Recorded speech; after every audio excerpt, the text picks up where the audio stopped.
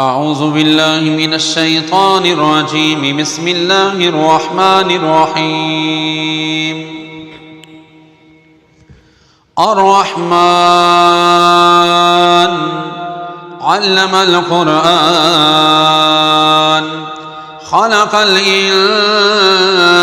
علمه البيان الشمس والقمر بحسبان والنجم والشجر يسجدان والسماء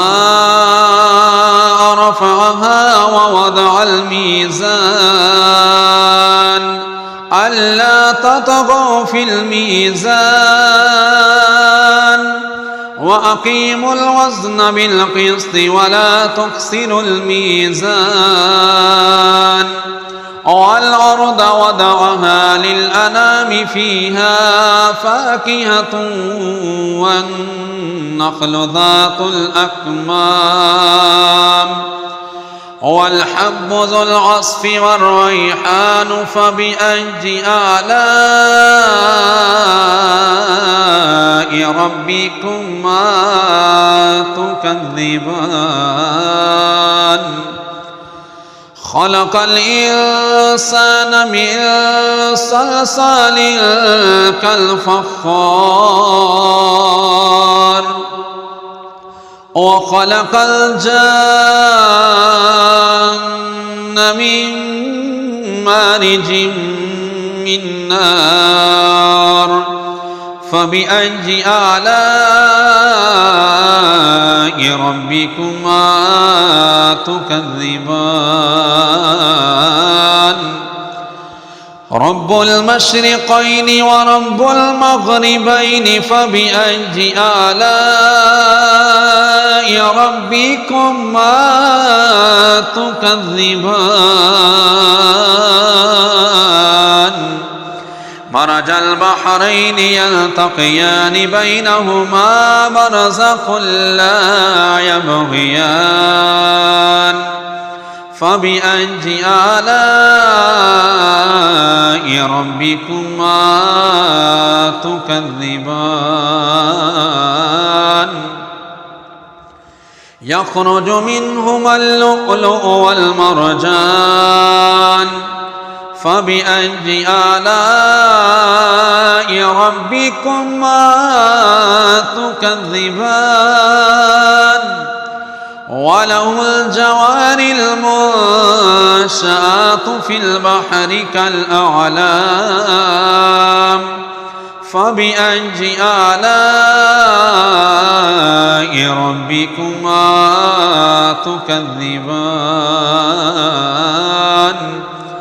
كل من عليها فان ويبقى وجه ربك ذو الجلال والإكرام فبأي آلاء ربكما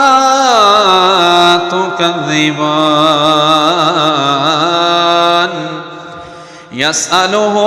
من في السماوات والأرض كل يوم هو في شأن فبأي آلاء ربكما تكذبان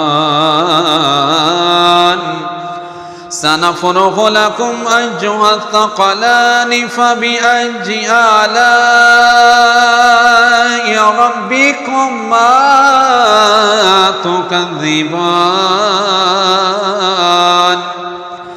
يا معشر الجن والإنس إن استطعتم أن تنفذوا من أقطار السماوات والأرض فانفذوا لا تنفذون إلا بسلطان فبأي آلاء ربكما تكذبان يرسل عليكما شواظ من نار ونحاس فلا تنتصران فبأي آلاء ربكما تكذبان فإذا شقت السماء فكانت وردة كالدهان فبأي آلاء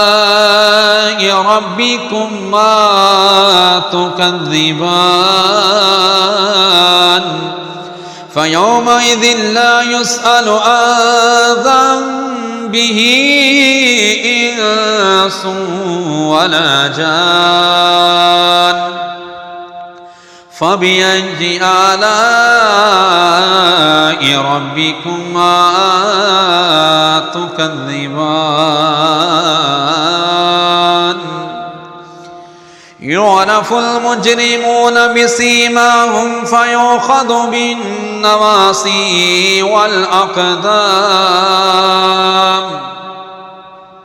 فبأي آلاء ربكما تكذبان هذه جهنم التي يكذب بها المجرمون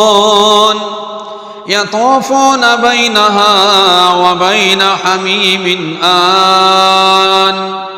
فبأي آلاء ربكما تكذبان ولمن خاف مقام ربه جنتان فبأي آلاء ربكما تكذبان ذواتا أفنان فبأي آلاء ربكما تكذبان فيهما عينان تجريان فبأي آلاء ربكما تكذبان فيهما من كل فاكهة زوجان فبأي آلاء ربكما تكذبان متكئين على فرش بطائنها من استبرق وجنى الجنتين دان فبأي آلاء ربكما تكذبان فيهن قاصرات الطرف لم يطمثهن إنس قبلهم ولا جان فبأي آلاء ربكما تكذبان كأنهن الياقوت والمرجان فبأي آلاء ربكما تكذبان هل جزاء الإحسان إلا الإحسان فبأي آلاء ربكما تكذبان ومن دونهما جنتان فبأي آلاء ربكما تكذبان مدهامتان نعمتان فبأي آلاء ربكما تكذبان فيهما عينان نضاختان فبأي آلاء ربكما تكذبان فيهما فاكهة ونخل ورمان